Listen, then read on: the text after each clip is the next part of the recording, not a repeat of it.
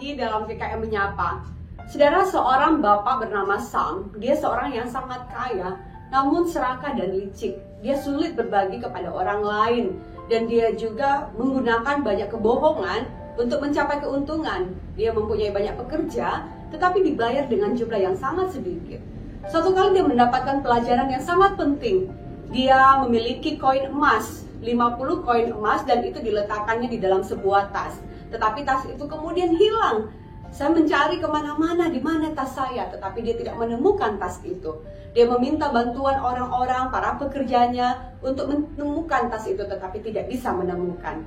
Suatu kali ada seorang anak kecil yang kemudian datang ke rumahnya. Dia katakan kepada ayahnya, "Ayah, saya menemukan sesuatu."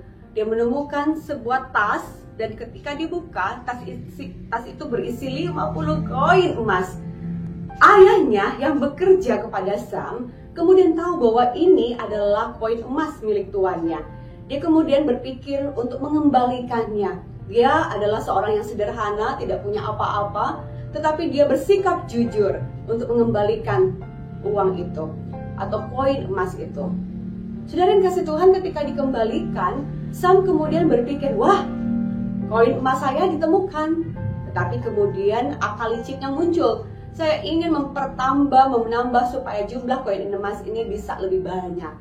Kemudian dia katakan, "Wah, kamu menemukan tas koin emas saya, tetapi isinya itu ada 75 koin emas.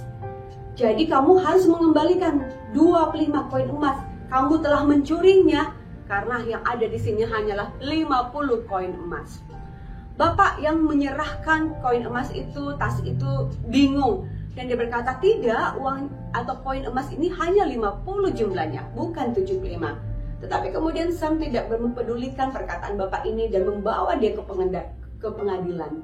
Suatu kali di dalam pengadilan, hakim kemudian menanyakan dengan sebaik mungkin kepada anak yang menemukan tas yang berisi koin emas. Begitu juga dengan bapak. Dan mereka dengan jujur mengatakan apa yang sebenarnya. Dan sang hakim juga mengkonfirmasi hal itu kepada Sam. "Sam, betulkah ini adalah tas kamu? Bagaimana kamu mengatakan bahwa ini ada 75 koin emas?" Dia katakan, "Iya betul, itu ada 75 koin emas dan sekarang hanya ada 50.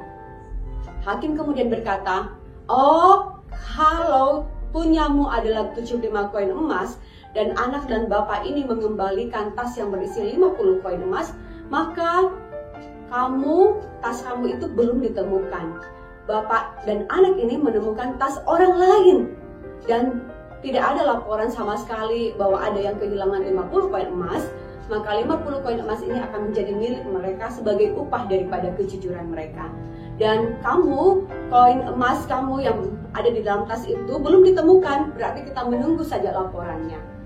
Sudah dikasih Tuhan, itu pelajaran buat Sam. Pada waktu itu Sam lihat, dia langsung bingung dan uang atau koin emas itu justru menjadi milik daripada ayah dan anak ini, bukan kembali kepada dia. Sudah dikasih Tuhan, bicara tentang keserakahan, itu memiliki upah, dan upah itu adalah kehancuran, malapetaka.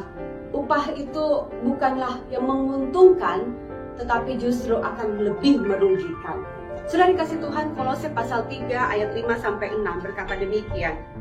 Kolose pasal 3 ayat 5-6 berbicara tentang manusia baru. "Karena itu matikanlah dalam dirimu segala sesuatu yang duniawi, yaitu percabulan, kenajisan, hawa nafsu, nafsu jahat, dan juga keserakahan yang sama dengan penyembahan berhala." Ayat 6. Semuanya itu mendatangkan murka Allah. Saudara yang kasih Tuhan, firman Tuhan dengan jelas berbicara tentang menjauhi segala hal di dalam diri kita yang terkait dengan duniawi, termasuk juga keserakahan. Karena hal itu sama dengan penyembahan berhala. Saudara yang kasih Tuhan, firman Tuhan mengingatkan kita untuk terus jaga hati kita dengan segala kewaspadaan. Serakah berarti diartikan sebagai hasrat yang berlebihan untuk memperoleh sesuatu sebanyak-banyaknya. Keinginan yang tidak bisa kita bendung untuk kita memperoleh keuntungan sebanyak-banyaknya. Dan ini adalah ciri daripada manusia lama. Seorang yang sudah ditebus dengan darah Kristus memiliki ciri sebagai manusia baru, hidupnya itu dipimpin oleh Roh Kudus. Buah daripada roh itu adalah kasih, sukacita, dan kemurahan. Hidup kita harusnya penuh dengan kemurahan. Keserakahan itu menuntun seseorang kepada perilaku yang bersalah dan menyimpang. Saudara yang kasih Tuhan, hidup kita yang serakah tidak akan pernah berakhir dengan bahagia. Hidup kita itu harus dipimpin oleh Roh Kudus. Saudara, di hari-hari yang kita jalani ini, apakah saudara mau menunjukkan kehidupan yang dipimpin oleh Roh Kudus? Hidup yang menyatakan kasih dan kemurahan itu kepada orang lain, atau kita berpikir dan punya hasrat yang kuat untuk meraup keuntungan sebanyak-banyaknya demi kepentingan kita? Saudara, bagi saya itu bukanlah sikap seorang Kristiani. Seorang Kristen itu harusnya hidup untuk memberi. Tuhan Yesus memberkati kita. Amin.